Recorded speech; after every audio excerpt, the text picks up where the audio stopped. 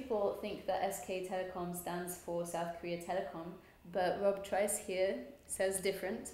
So Rob, why don't you tell us a little bit about SK and what it stands for and what you guys are doing in Korea and the rest of the world? Sure. So the SK in SK Telecom actually stands for Sungkyung, which is a textile group set up in the 1950s.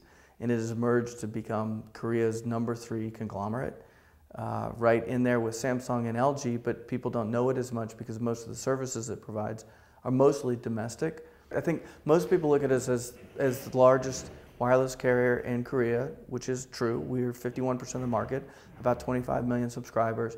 What is less well known is that we also have a wireline group that provides broadband services, fiber to the home, IPTV, and then we also have a number of convergence and internet services.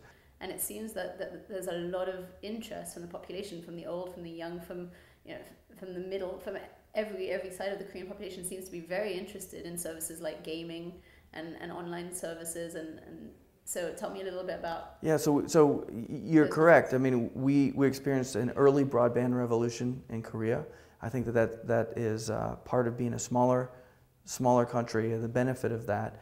So that we actually, SK Telecom owns something called Cyworld, which is, for all intents and purposes, considered the first social network service.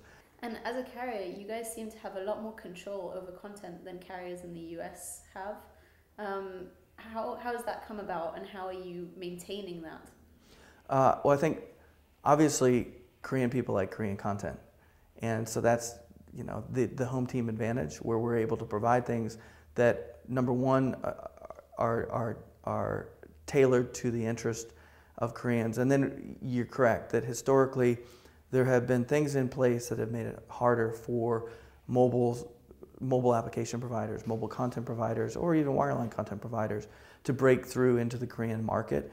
But I think that's really changing. If you look at the Korean wireless market, I would really call it a market in transition, in the sense that, let's just, for ballpark figures, let's say at the end of 2008, there were only about 800,000 smartphones in the Korean market. That is now growing tremendously. I think you obviously have seen that KT launched the iPhone first, and it enjoyed good growth with the iPhone. For reasons that aren't entirely clear to me, I think I understand that iPhone sales in Korea stalled somewhat. People wonder if that was people waiting for the iPhone 4, if it was the introduction of other smartphones, Android smartphones like the Samsung Galaxy, if it was frustration with the lack of Korean content, frustration that Korean customers were only limited to one form factor. Whatever the case may be, my understanding is that iPhone sales stalled somewhat, basically in the second quarter of this year.